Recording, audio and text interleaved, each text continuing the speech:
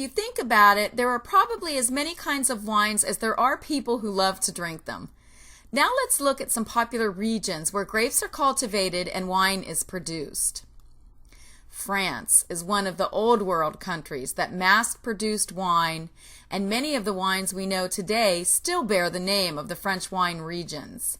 France's long-standing history with winemaking dates back to the ancient Roman times when the empire spread across Gaul, the old name for France.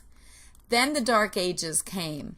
As the Roman legions withdrew back to Italy, the clergymen were left to cultivate and tend to the vine gardens for their supply of sacramental wines. And from these pious beginnings, French wine was born.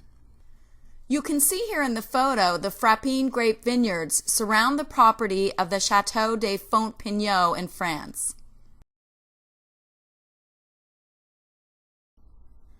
Many countries besides France produce fine quality wines.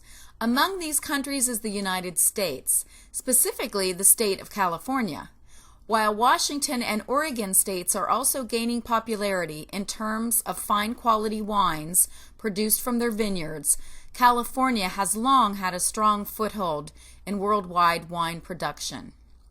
Here we have a breathtaking view of the Santa Ynez Valley vineyards in California.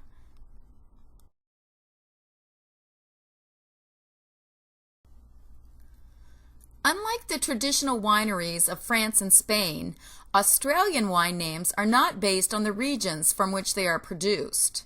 Australian wines are named after the actual grapes.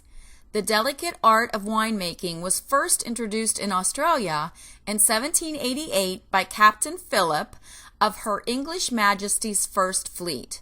It is understood that the first vines were planted in Farm Cove, which is now called the Sydney Botanical Gardens, thus setting the foundation of a long and interesting tradition of Australian wine and winemaking.